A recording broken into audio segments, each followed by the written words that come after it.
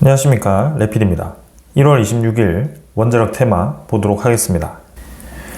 자, 오늘은 특정 종목들 위주로 좀 상승이 강했고요. 코스피보다는 코스닥에 힘이 좀 실리면서 오늘 두산에너빌리티, 현대건설 이런 코스피에 있는 종목들보다 코스닥에 있는 종목들이 좀 급등을 하면서 진행이 되었습니다. 그래서 좀 같은 테마임에도 좀 다른 모습이 나왔고요. 증시 동향을 보더라도 코스피는 0.8%가 하락을 했지만 코스닥이 지금 7%가 올라가면서 상당히 강하게 진행이 되었습니다. 이 수급이 평소에 보지 못하는 수급으로 지금 집중이 되었고요. 코스닥에 지금 3조 원 규모의 매수세가 붙었습니다. 특히 기관 투자자가 2조 6천억을 매수를 했고요. 외국인 투자자는 6천억을 매수를 했습니다. 코스피도 외국인 투자자는 1조 7천억을 4조 4천억을 매도를 했고요. 기관 투자자는 1조 7천억을 매도를 했습니다.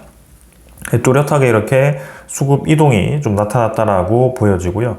그간 코스피 내에서 상승이 좀 강했던 종목들 위주로 차익 실현이 좀 있었고 계속 연이어 올라가던 부분이 좀 꺾이면서 진행이 되었습니다. 그래서 삼성전자, 하이닉스, 현대차 이런 종목들이 단기간에 이제 종목 조정을 좀 받을 가능성도 있고요. 그런 이 수급들이 코스닥으로 이동하는 모습이 나올 수 있습니다. 그래서 갑자기 뜬금없이 코스닥이 좀 힘을 받는 모습이었는데요. 이 정부가 또 이제 5,000포인트가 코스피가 달성이 되었고 코스닥이 상대적으로 좀 이 격차가 벌어지는 느낌이 있었죠. 근데 이번에 3,000포인트에 대한 목표치를 또 제시를 하면서 주말에도 급격하게 관심을 받기 시작했습니다. 그래서 정책에 대한 기대감으로 좀 힘이 바짝 들어온 느낌도 좀 있고요. 향후 이제 이 코스닥에 대한 상승이 예상되는 그런 상황입니다.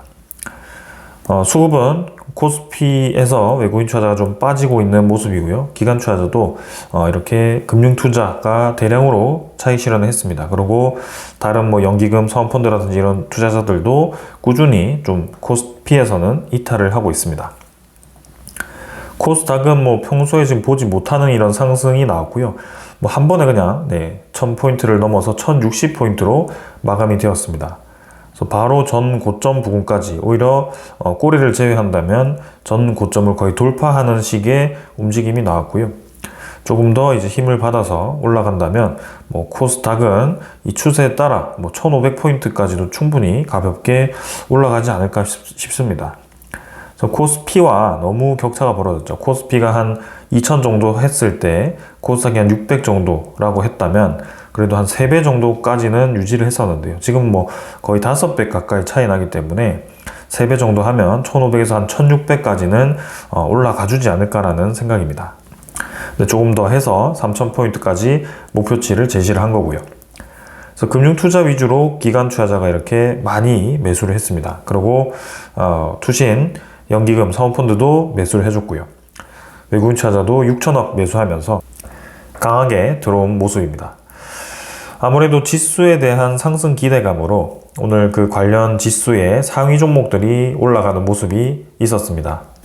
그래서 코스닥의 대부분의 상위 종목들이 바이오 위주로 구성이 되어 있고요. 그리고 2차 전지에 좀 이제 덩치가 큰 종목들이 좀 있죠. 그래서 이 두 개가 이제 힘을 많이 받는 모습이었고요. 그 외에 이제 최근에 좀 반도체 관련 그런 이제 장비 기업들, 그런 이 관련 기업들이 좀 이제 힘을 받았습니다. 그래서 이 세 개 정도가 이제 힘을 크게 받았고, 좀 이제 철강 관련 기업들도 같이 힘을 받았지만 좀 이제 주도주로서의 움직임은 보이지는 않았습니다. 그러나 향후 좀 골고루 이제 테마가 움직인다고 했을 때 코스닥에 있는 종목들이 하나 둘씩 움직일 가능성이 커 보입니다.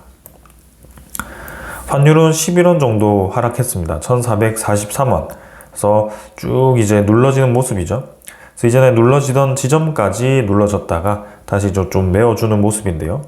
아무래도 이제 대통령이 환율에 대한 안정 발언을 좀 하면서 좀 내려가는 모습입니다. 그러나 확실히 좀 인위적으로 끌어내린다는 느낌이 있습니다. 속도라든지 이런 움직임들이 좀 끌어내리고 아무래도 이번에도 국민연금에 그런 관련이 좀 있지 않을까 싶고요. 문제는 이제 이렇게 끌어내려졌을 때 요게 값이 유지가 되는지 혹은 추가적으로 이제 시장에 대한 반응들이 이 환율이 내려가는 방향으로 좀 같이 흘러가는지 이런 것들이 중요한데요. 아직까지는 좀 올라가는데 힘이 강한 것 같습니다. 그러나 확실히 이제 이 우리나라 상반기로 갈수록 환율에 대한 안정 환경이 좀 만들어지기 때문에 우리나라의 원화 강세가 나타날 수 있는 이벤트들이 몇 개가 있습니다. 그래서 그러한 영향들로 좀 이제 환율이 내려갈 가능성이 충분히 있기 때문에 좀 계속 지켜볼 필요가 있습니다.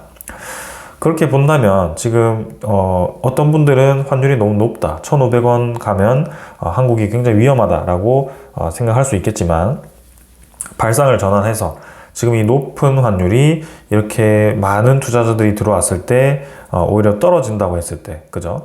그러면 원화가 강해지기 때문에 상대적으로 주식도 올랐고 원화도 강해지는, 그러니까 외국인 투자자들 입장에서는 환차익도 없고 주식도 올라가는 그런 상황이 만들어지게 됩니다. 그러니까 우리가 미국 시장에 투자해서 달러가 올라가고 미국 장도 올라가는 그런 느낌으로 지금 한국에 대한 시장이 좀 그런 식으로 오래 진행이 될 가능성이 있기 때문에 이런 부분들을 주목을 해야 됩니다.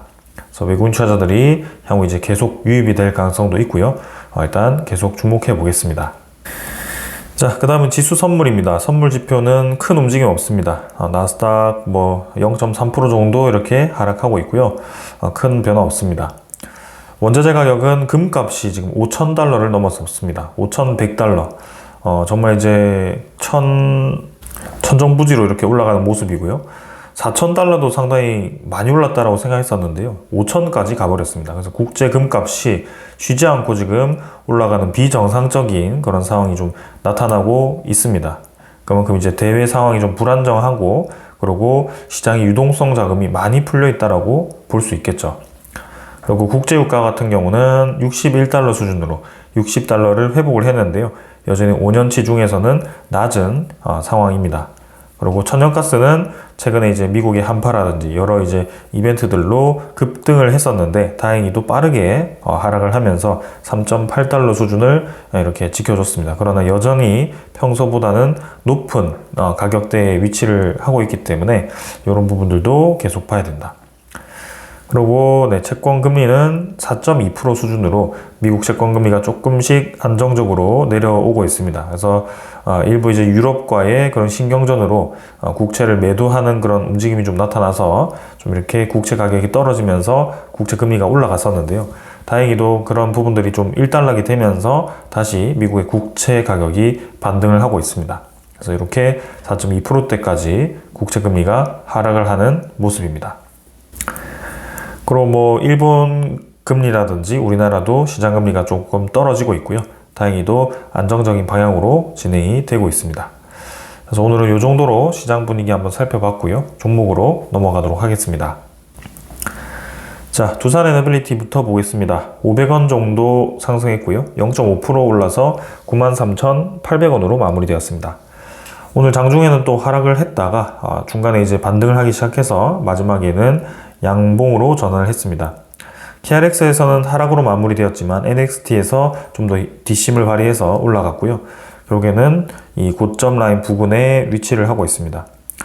이전과는 좀 다르죠. 이전에는 한 N자로 빠르게 치고 나가는 듯 하면서 서서히 이제 힘을 빼는 모습이었다면 이번에는 빠르게 올리지 않고 서서히 조금씩 밀어 올리는 듯한 느낌이 있습니다. 그래서 확실히 좀 견고하게 이 구간을 뚫고 나가기 위한 준비를 하고 있다고 보시면 될 것 같고요. 거래량 자체는 적지만 서서히 상방으로 이 주가가 수렴을 한다는 것이 느껴집니다. 그래서 거래량 자체는 좀 적고 좀 더 보겠다. 그래서 외국인 투자자는 120만 주 정도 매도했고요. 기관 투자자 60만 주 매도하면서 23일에 이렇게 들어왔던 것을 차익 실현을 했습니다.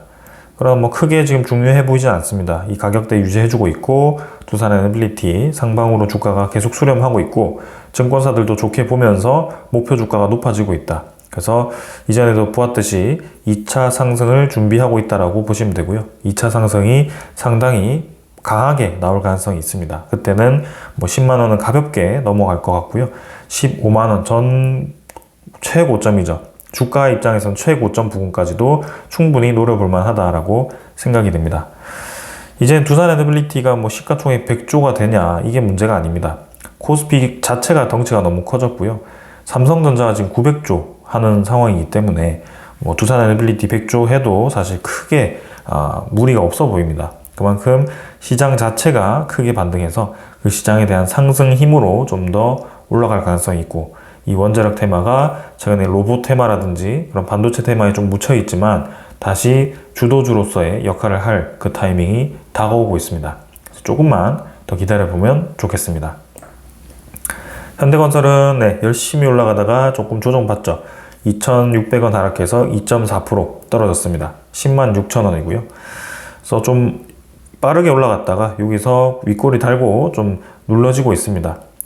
아무래도 MSCI 관련된 이슈가 좀 있었고요. 외국인 투자자가 최근에 집중해서 들어왔던 이유가 있었죠. 그래서 현대건설은 실적도 실적이지만 외국인 투자자에 대한 MSCI 그런 이슈가 좀 있어서 단기간에 급등을 한 움직임도 있습니다. 그리고 향후 미국과의 원자력 테마에 대한 이제 합의 그런 협력 관련해서 최선호주로 이제 지정이 되고 있고요. 실제로 협력도 많이 하고 있고요. 그래서 그런 부분으로서 계속 주목이 되는 기업입니다.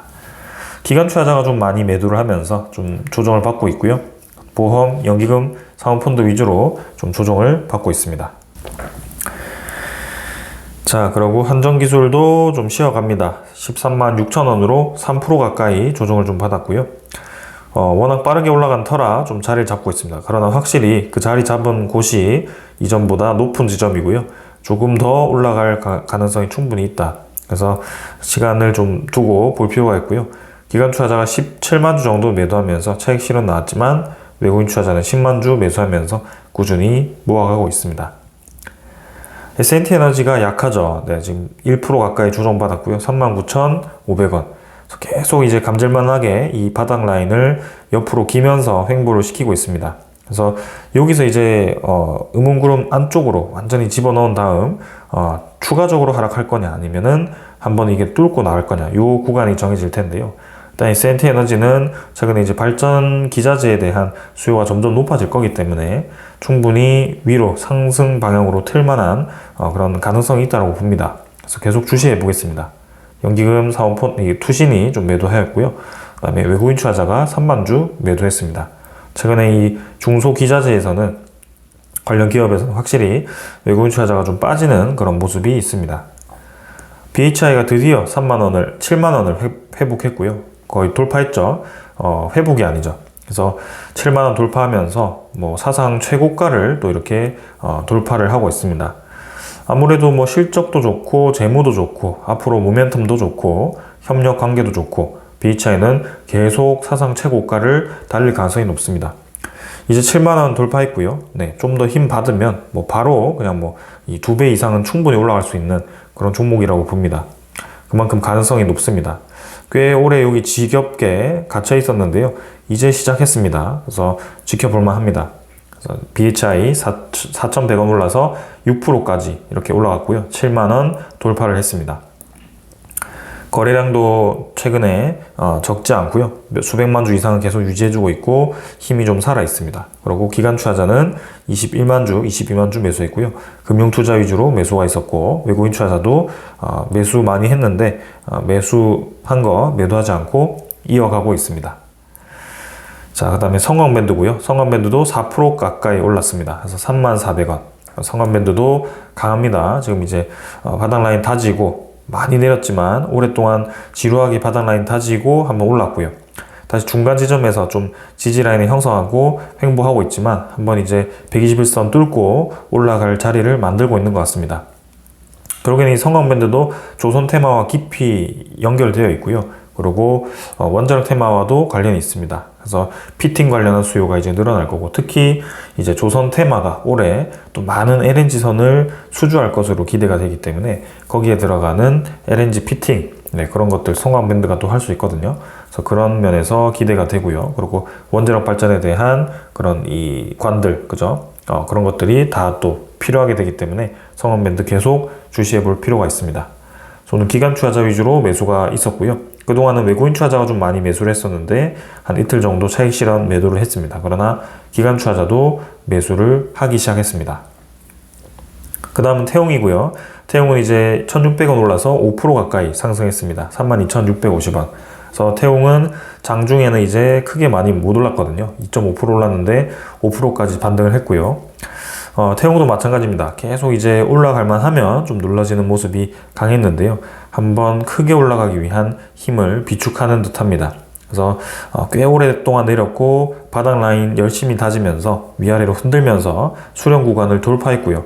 그 이후에 121선까지도 자리를 잡고 있습니다. 그만큼 지금 상당히 상승을 하기 위한 좋은 자리를 만들었다고 보시면 되고요. 여차하면 그냥 한 번에 이렇게 뚫고 나갈 가능성이 있습니다. 그래서 저는 이 전고점 빠르게 회복할 거라고 생각되고요. 태용 같은 경우는 어제도 두산 에너빌리티와 같이 엮어서 이제 핵 폐기 관련된 테마로 또 엮었는데요. 그게 모든 이 업종에 다 근본적인 그런 기자재로서 이 태용이 역할을 하기 때문에 상당히 주목을 받고 있습니다. 그래서 여러분도 이제 발전 기자재에 들어가는 이 링 형태의 제품들은 대부분 이제 태용 제품을 쓴다라고 보시면 될 것 같고요. 그만큼 이제 고압에도 잘 견디고 그리고 내식성도 좋고 그런 모양 자체를 다른 기업들보다 저렴하게 만들 수 있는 기술, 장비를 가지고 있기 때문에 그런 것들을 주목을 해야 되고요. 특히 다른 기업들은 이제 그런 철강 재질을 구매를 해서 만든다라고 한다면 이 태용 같은 경우는 2010년대 중반쯤에 이 제강 기반을 마련을 했습니다. 그래서 직접 전기로를 운영해서 그 철강재를 만들고요. 라운드 볼륨을 만들어서 그거를 제품으로 만드는 그런 일관 생산 체제를 가지고 있습니다. 그만큼 원가 절감도 가능하고 그런 부분에 있어서 상당히 경쟁력이 있다고 보시면 되고요. 기관 투자자가 서서히 계속 매수를 하고 있죠. 외국인 투자자는 좀 매도를 하고 있는데요. 공매도 잔고로 좀 늘어나고 있는데 아무래도 MSCI 관련된 움직임일 가능성이 크다라고 봅니다. 그래서 이 1월 말이 지나고 나면 오히려 2월 달에 들어갔을 때는 더 힘을 받을 거라고 저는 생각되고요. 주목해 볼 만합니다. 이 기업은 이 두산 에너빌리티와 함께 2000년대 말에 이 금융위기가 오기 전까지 상당히 큰 폭으로 올라갔던 기업 중에 하나였고요. 이제 출발하기 시작했기 때문에 주목을 해볼 필요가 있겠습니다. 자, 그만큼 기술이 있고요. 그 다음에 우진도 마찬가지입니다. 우진은 뭐 이미 연봉으로는 최고점 돌파했습니다. 상당히 좋고요. 우진 같은 경우도 꾸준히 밀어 올리고 있습니다. 계측기업이고 우진엔텍 물어보신 분도 있는데요. 우진엔텍도 같이 우진과 묶어서 보시면 될 것 같습니다. 그래서 같이 움직일 걸로 생각되고요. 이제 하락분 그대로 메우면서 위로 올라갔습니다. 210만 주 정도 거래되었고요. 외국인 투자자, 기관 투자자 매도 좀 했지만 일단은 차익 실현 물량 나오면서 꾸준히 밀어붙이는 힘이 있습니다. 그래서 우진도 꾸준히 올라갈 수 있다. 보성파워텍도 5% 올랐고요. 이제는 아쉽게 윗꼬리 달고 쭉 내려오는 게 아니라 바로 이제 받쳐주는 그림이 나왔습니다. 좋은 그림이고요. 그래서 적정 수준에서 좀 주가를 유지해주고 있다. 수급은 뭐 크게 많이 들어오지 않았지만 하락폭을 막았다는 데 의의가 있습니다. 그리고 우리 기술도 급하게 떨어지지 않고 적절한 때에 이제 받쳐 올렸고요. 20% 가까이 또 올라가면서 진행되고 있습니다. 아쉬운 건 이제 투자 경고 종목이기 때문에 좀 올라가는데 제한이 있을 수 있는데요. 일단 계속 보겠습니다. 그래서 오늘 이렇게 원자력 테마가 힘을 받은 이유가 있겠죠. 자, 결국에는 정부가 오늘 탈원전을 포기했다. 그러니까 신규원전 2기를 계획대로 짓는다라고 공식 발표를 했습니다. 그래서 대형원전 2기와 SMR이 2038년에 준공 목표로 진행되고요. 내용을 한번 살펴보면 이재명 정부가 11차 전력수급기본계획에 포함된 2기의 신규원전 건설을 계획대로 추진을 한다라고 합니다. 그래서 문재인 정부가 탈원전을 선언한 지 8년 7개월 만에 공식적으로 철회를 했고요. 이제 11차 정기본에는 2038년까지 2.8기가와트 용량의 신규원전 2기와 그 다음에 소형 모듈 원전 1기를 신설하겠다라는 내용이 담겨 있다고 합니다. 그래서 이 부분들이 이제 실시가 된다라고 보시면 됩니다. 그래서 이 에너지 쪽이 아니죠. 그 기후부 장관이 이제 기후 대응을 위해 탄소 배출을 전 분야에서 감축을 해야 되고 특히 전력 분야의 탄소 감축을 위해서 석탄, 액화천연가스, LNG 발전을 줄일 필요가 있다. 재생에너지와 원전 중심의 전력 운용이 필요하다라고 강조를 했습니다. 현실적으로 이제 탈탄소를 한다면 결국엔 탈탄소가 뭐죠? 다 이 기저 에너지원으로 활용되던 에너지들입니다. 그래서 이런 부분들이 기저 에너지가 낮아지면서 변동성이 큰 에너지가 높아지는 구조로 가면 당연히 불안정할 수밖에 없기 때문에 그 탈탄소를 하면서 그 탄소 에너지가 하던 기저 에너지원 역할을 그 어떤 에너지는 해줘야 되는데요. 그 에너지가 원전 에너지밖에 없다라고 이제 답을 낸 거죠. 그래서 현실적으로 이제 바라본 거고 그 현실이 이제 먹힘으로써 다행히도 네, 이렇게 진행을 하게 됩니다. 그래서 이제 5, 6개월간의 이 부지 평가 선정 과정을 통해서 네, 그리고 2030년대 초 건설 허가 획득을 하고 37년, 38년에 준공을 목표로 절차가 진행된다.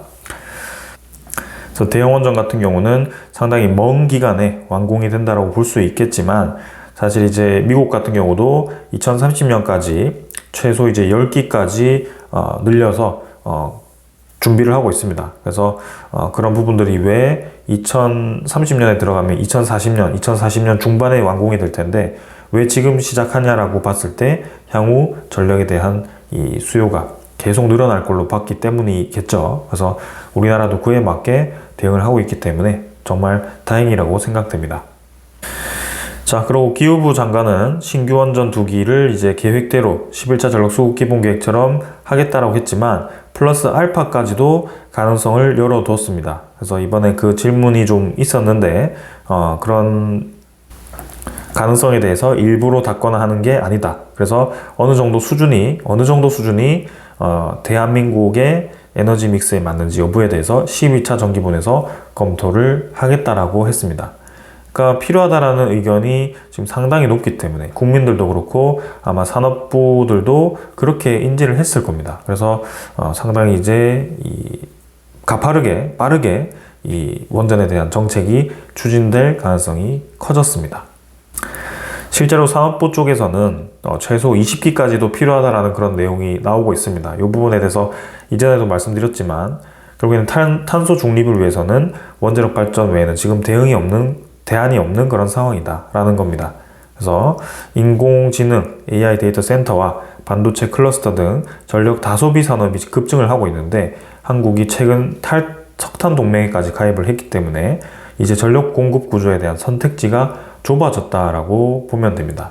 그래서 그 전력 수요 급증에 대한 원전이 필요하다라고 인지를 했고요. AI 학습에 대한 그런 데이터 센터, 반도체 배터리 공장 증설, 전기차 보급 확대까지 겹치면서 전력 소비 곡선이 급격하게 가팔라지고 있다라고 합니다. 그러니까 향후 이제 이 2000년대 30년 중반 40년으로 갈수록 점점 이제 그 에너지에 대한 한계가 느껴질 텐데 지금이라도 준비를 하지 않으면 문제가 된다라는 얘기겠죠. 그래서 지금 이제 탈석탄을 하면서 그 다음에 수명을 다하는 원전에 대한 폐로, 그죠? 이런 것들이 향후 이제 2030년 중반, 2040년 들어가게 되면 본격적으로 공백이 생기게 됩니다. 근데 그 공백을 신재생에너지와 이 2차 전지로, 그죠? ESS로 막겠다라고 하는 것 자체가 상당히 이제 도전적인 문제이고, 실제로 거기에 그만큼 많은 에너지를 가두기 위해서는 많은 비용이 필요할 거고, 그 ESS를 설치하는 데만도 엄청나게 많은 부지와 비용이 필요하게 될 겁니다. 그리고 실제로 최근에 이 폭설이라든지 그런 특이한 기후 현상이 나타났을 때에 대해서 이 천연가스라든지 혹은 이 태양광 풍력에 대해서 상당히 지금 리스크가 크다라고 판단을 했을 거고요. 태양광이 잘 쬐고 엄청나게 효율이 좋은 그런 이 날씨에도 결국에는 밤에 운용을 하지 못하는 그런 상황인데 실제로 운용이 잘 된다라고 예측했던 낮에도 만약에 그런 기후 영향으로 발전 효율이 떨어졌을 때에 대한 문제가 분명히 발생한다라는 겁니다.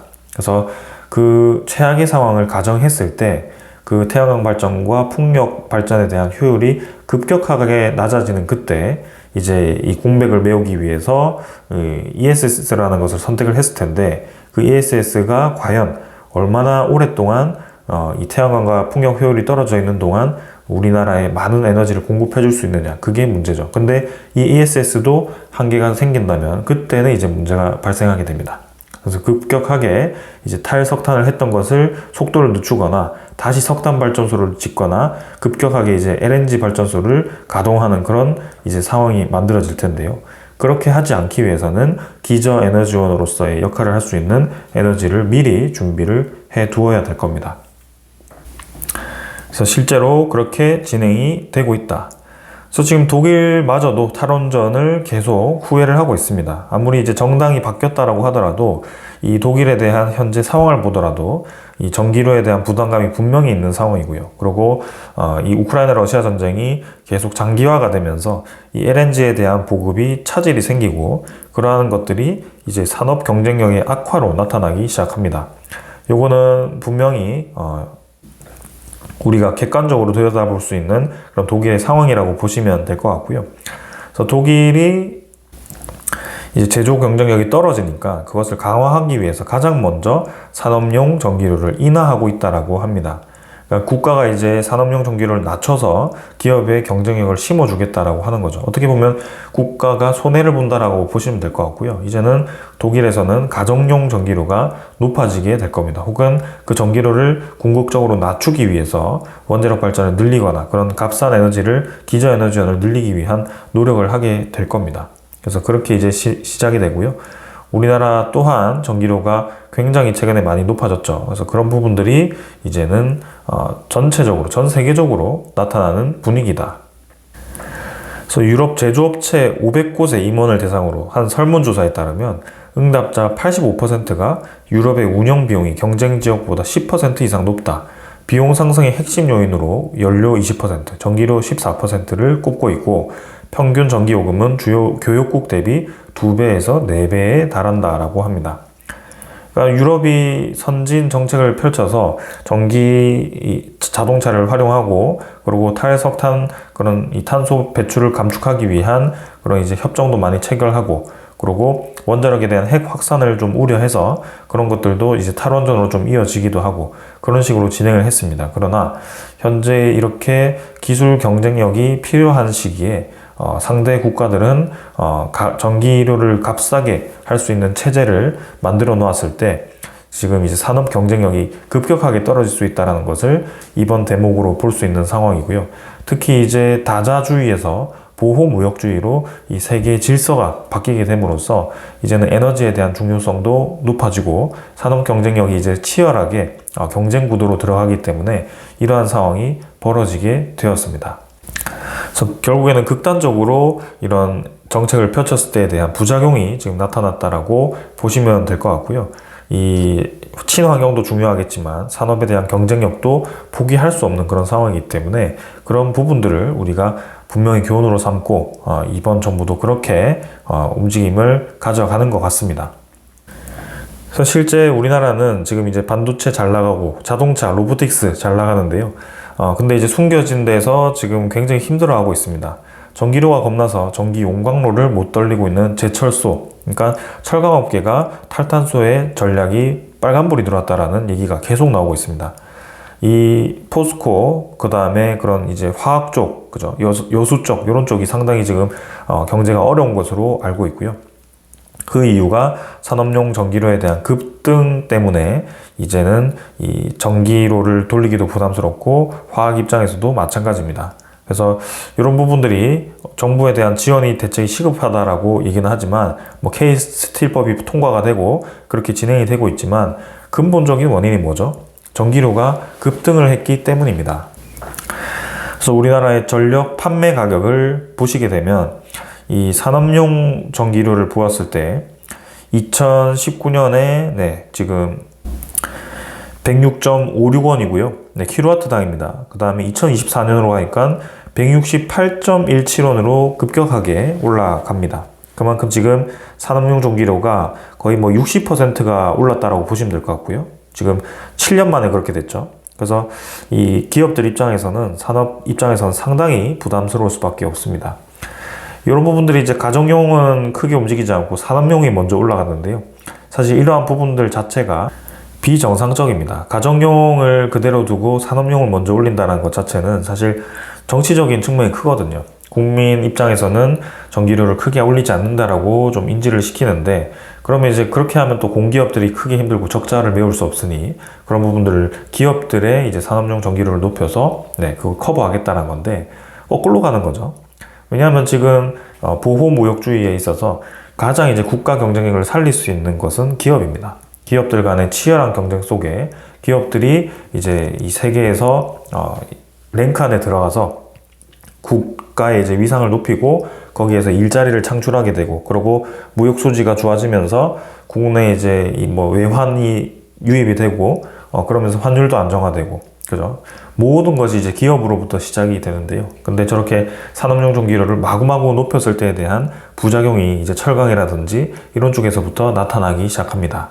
그래서 최근까지 이제 가격을 환산했을 때 산업용 전기료가 우리나라 꽤 많이 높아졌죠. 미국과 중국 대비해서 상당히 높습니다. 그리고 프랑스는 이제 우리나라와 비슷하고요. 일본도 오히려 우리나라보다 쌉니다. 영국은 너무 높죠. 그래서 영국은 사실 제조업하기가 상당히 어렵고요. 그렇기 때문에 영국도 최근에 원자력 발전을 급격하게 늘리고 있는 추세입니다. 국가의 20%까지 늘리겠다라고 하면서 수 기가와트를 이제 늘리기 위한 준비를 하고 있고요. 그만큼 전 세계적으로 이제 산업 경쟁력을 확보하기 위해서 이제는 전기료를 낮게 유지를 하기 위한 준비를 하고 있습니다. 이 전기료를 낮게 만든다는 것은 그냥 일부 정부 지원을 해서 정부가 그걸 메우겠다라고 하는 게 아닙니다.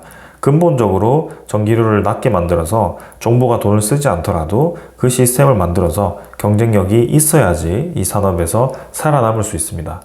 같은 이제 반도체를 만들 수 있고 자동차를 만들 수 있다고 했을 때, 기술력 차이가 크게 없다고 했을 때 결국에는 가격 경쟁력 차이로 들어가게 될 텐데요. 그때 가격 경쟁력이 어디가 있겠습니까? 당연히 원가가 싼, 그죠? 원가가 뭐죠? 모든 설비, 모든 이 부지를 다 전기로 돌리기 때문에 그 전기료가 원가가 됩니다. 그래서 그런 부분이 상당히 중요한데, 특히 전기를 많이 소모하는 산업부터 타격을 받을 수 있게 되겠죠. 그래서 우리나라도 11차 전력 소국 기본 계획을 넘어서 이제 12차로 들어갔을 때, 뭐 11차도 과하게 지금 뭐 데이터 센터 얘기하면서 원전 많이 필요하다라고 얘기한다라는 사람들도 있겠지만, 사실 지금도 어려운 이 업계가 있다. 왜 어렵냐를 봐야 된다. 이미 우리가 그 원전을 줄이면서, 그죠? 사실 뭐 급격하게 줄이지는 않았지만 비중은 그래도 유지를 했지만, 그 사이에 신재생에너지 늘리면서 그때 올라갔던 그런 전기료들, 그죠? 기저에너지원을 LNG로 메우면서 올라갔던 전기료들이 이제 지금 이 철강 산업이라든지 이런 산업에 타격으로 나타나기 시작한 겁니다. 그래서 향후 이러한 정책을 계속 펼쳤을 때는 이제는 잘 나가던 반도체들도 값싼 중국 반도체에다가 가격 경쟁력이 뒤지면서 빠지거나, 혹은 이제 반도체의 부활을 노리고 있는 그런 일본 쪽에서부터 또 갑자기 이제 살아나서 우리나라 반도체보다 경쟁력이 더 생기거나, 이제 유럽 쪽에서 다시 제조 부활을 시켜서 그렇게 될 수도 있습니다.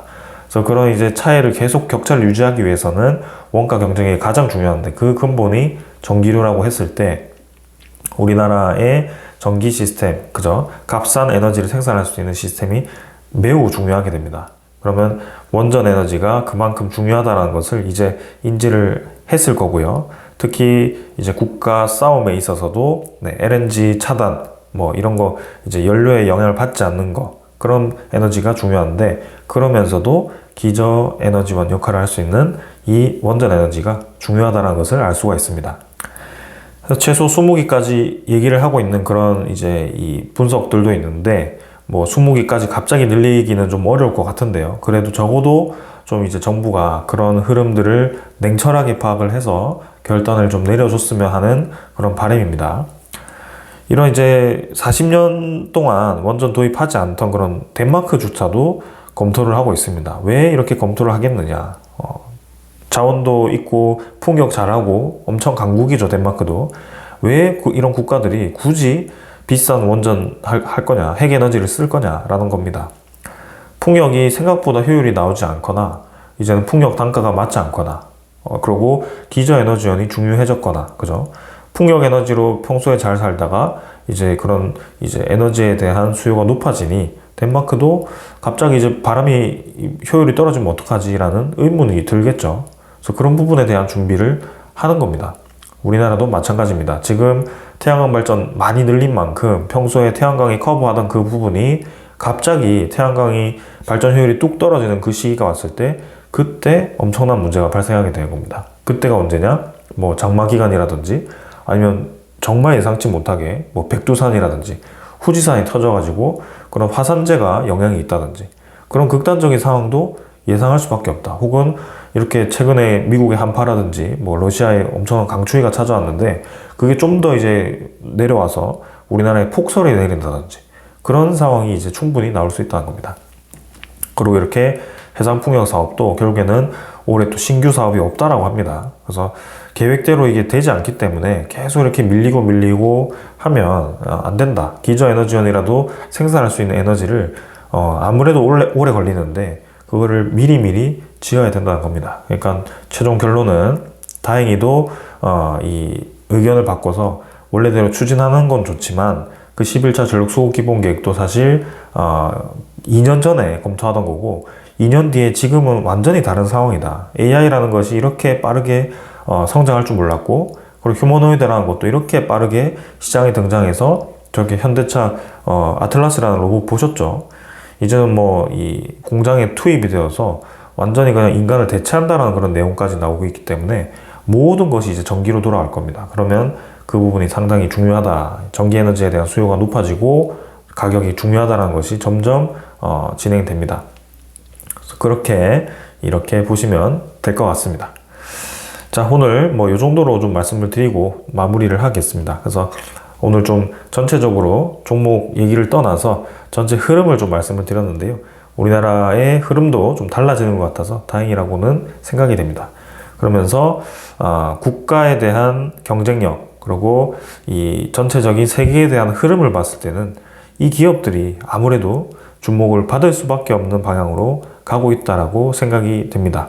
그래서 이 핵심 종목들을 계속 지켜봐 주시고요. 네, 앞으로도 계속 상승이 진행될 거라고 생각됩니다. 자, 오늘 여기까지 하겠습니다. 감사합니다.